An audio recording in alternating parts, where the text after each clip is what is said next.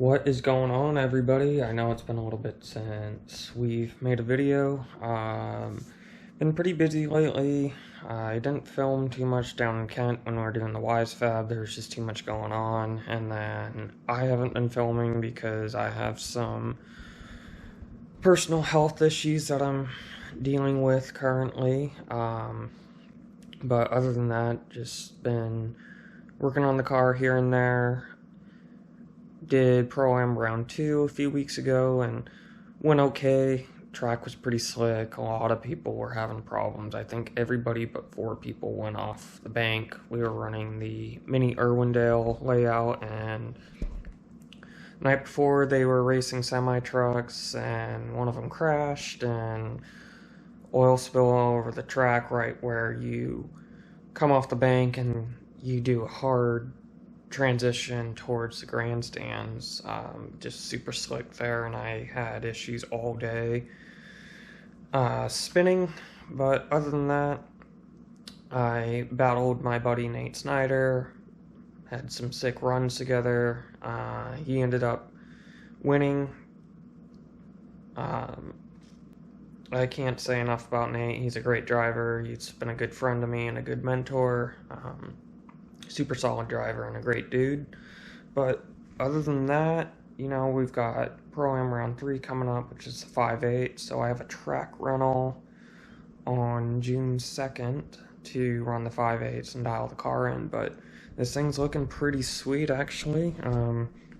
We did get the body kit mounted up. I got the rear bumper, front bumper off right now, but we got the rear bumper on.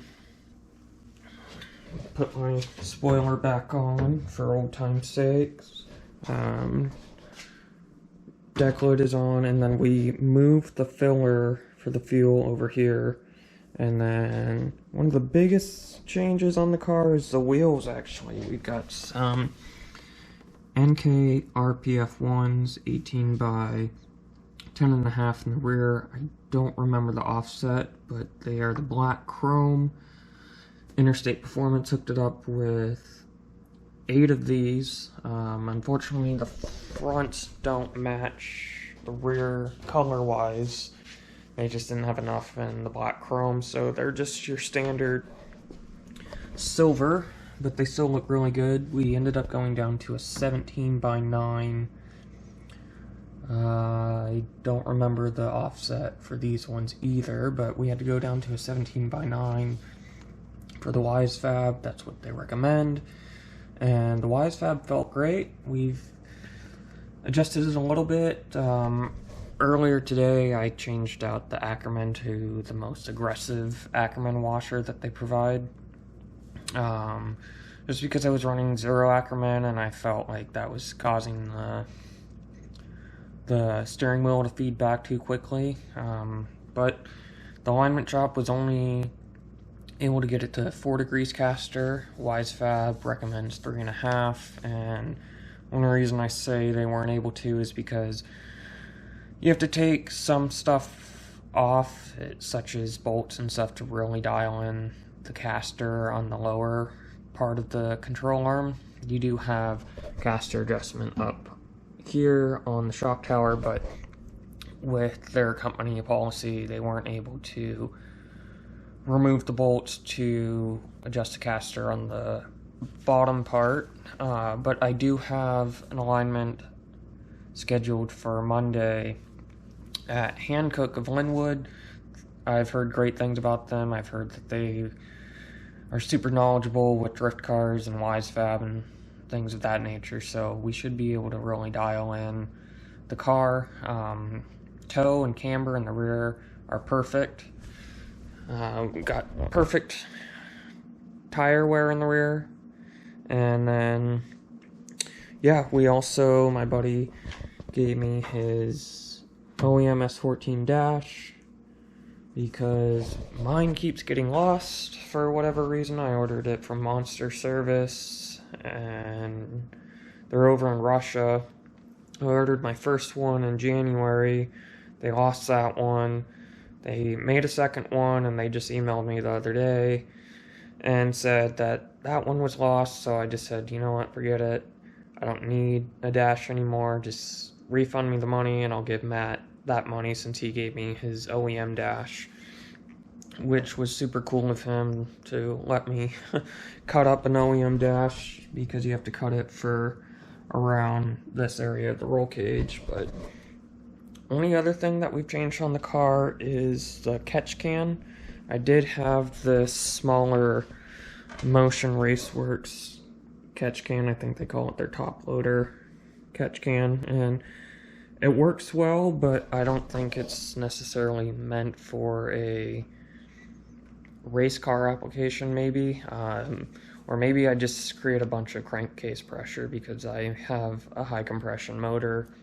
But in any case, this one was overfilling quite a bit. We were draining it every round, or every run, during round 2 and even during round 1. So now we have, I forgot when I bought the motor from Caleb that he dropped a hood pin, but I forgot that he gave me this radium one, which is quite a bit bigger. I don't know if you guys can see that, but let me see if I can hold this hood up and get a better shot.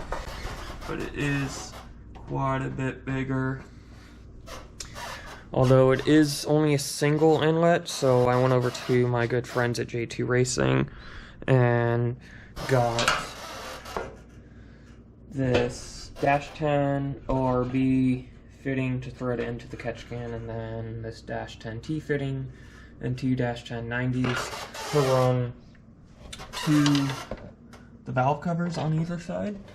Only other thing that we might change is the orientation of the valve covers. We might flop them and put the breather bungs at the front and see if that helps a little bit. But I'm hopeful that this catch can won't fill up quite as often. And then another thing that we changed on the car was the spark plug wires. I was just running like a generic Summit Racing plug wire, and they worked okay, but they were pretty long, and one of them actually burned through on the header, even with the Nomex socks on.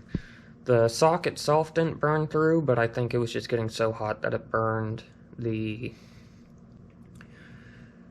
spark plug wire. So my dad did some research and found these really nice plug wires. They're really beefy and they are already heat sleeved, and then I have the Nomex socks over them as well. They're made from a company called Dragonfire, which I'll put in the description below. I got them through Summit Racing as well, but they're really nice quality. I think they're made in Germany, my dad was saying. So as soon as I changed those out, I changed them out before round 2, and I instantly noticed a huge difference in the power of the car, and even the tone of the car sounded completely different. In fact, Matt noticed when we were bleeding the steering on the WiseFab that the plug wire was arcing on the header. So thank you to you, Matt, for finding that, because I probably would have never found it because I can't really pay attention to that when I'm in the car. So thank you again for finding that.